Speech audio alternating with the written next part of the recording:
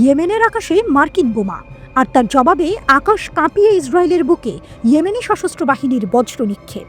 আকাশে গর্জে উঠেছে প্রতিশোধ, আরব ভূমির বুক ফুঁড়ে ছুটে এসেছে লৌহনিথর এক ব্যালিস্টিক গর্জন, যার উৎস ইয়েমেন, যার প্রেরক হুথি, উদ্দেশ্য ইসরায়েল।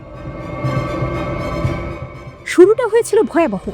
মাত্র কয়েক ঘন্টা আগে ইয়েমেনের রাশ ইসা তেলবন্দরে তাণ্ডব চালিয়েছিল মার্কিন যুদ্ধ বিমান। চোখের পলকে ধ্বংস হয়ে যায় শান্ত বন্দর। আল মাসিরাহ চ্যানেল দেখিয়েছে সেই ভয়াবহ দৃশ্য। ৩৮ জনেরও বেশি মানুষ নিহত, আহত শতাধিক। প্যারামেডিক, বন্দরকর্মী, নিরাপত্তারক্ষী কেউ রেহাই পায়নি। আর তার ঠিক পরেই ইসরায়েল জুড়ে বেজে ওঠে সাইরেন। জেরুজালেম, পশ্চিম তীর সবখানে আতঙ্কের ছায়া। তীব্র শব্দে নেমে আসে হুথিদের ধ্বংসাত্মক ব্যালিস্টিক ক্ষেপণাস্ত্র। তাদের প্রতিশোধ যেন বজ্রের মতোই সুনির্দিষ্ট এবং অপ্রতিরোধ্য। তবে এবার আইডিএফ এর প্রতিরক্ষা ব্যবস্থা সতর্ক ছিল। তারা গুলি করে সেই মিসাইল ভূপাতিত করেছে। তবুও আতঙ্ক থামেনি, কারণ এটা একক হামলা নয়। মার্চের ১৮ তারিখ থেকে, যেদিন গাজায় হামাসের বিরুদ্ধে ইসরায়েল নতুন করে আগ্রাসন শুরু করে, তারপর থেকেই হুথিরা ইসরায়েলের দিকে ছুঁড়েছে ২০টিরও বেশি ব্যালিস্টিক মিসাইল এবং ড্রোন। এই হামলাগুলোর মধ্যে অর্ধেকই সরাসরি আঘাত হানে, বাকিগুলো আকাশেই প্রতিহত। কিন্তু প্রতিবারই মনে পড়ে যায়, ইয়েমেন এখন আর শুধু যুদ্ধবিধ্বস্ত দেশ নয়, বরং সে আজ প্রতিশোধের প্রতীকে রূপান্তরিত হয়েছে। আর হুথিরা, তারা এখন কেবল একদল বিদ্রোহী নয়, বরং আঞ্চলিক শক্তির প্রতীক।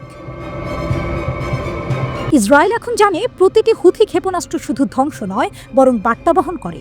আইডিএফ হোম ফ্রন্ট কমান্ড প্রথমবারের মতো নতুন এক সিস্টেম ব্যবহার করেছে, যার মাধ্যমে সাইরেন বেজে ওঠার আগেই নাগরিকদের সতর্কবার্তা পাঠানো হয়েছে। তবু আতঙ্ক ছড়িয়ে পড়েছে ঘরে ঘরে, কারণ জানে সবাই, হুথিদের ব্যালিস্টিক ক্ষেপণাস্ত্র আকাশ ভেদ করে আসে। তাদের প্রতিশোধ জ্বলন্ত আগুনের মতো। এ হামলা আরও একটি প্রশ্ন উস্কে দেয়।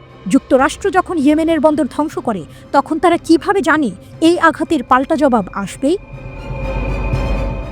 জানুয়ারিতে ডোনাল্ড ট্রাম্প ফের প্রেসিডেন্টের দায়িত্বভার নেওয়ার পর গত মাস থেকে যুক্তরাষ্ট্র ইয়েমেনে বড় আকারের সামরিক হামলা শুরু করে।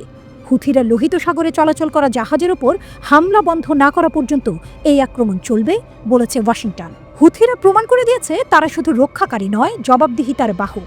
তাদের চোখে চোখ রেখে যুদ্ধ করা সহজ নয়। তাদের আকাশে কাঁপানো মিসাইল আজ বিশ্বের সামনে প্রশ্ন তোলে, কে আজ আক্রমণকারী আর কে প্রকৃত রক্ষক?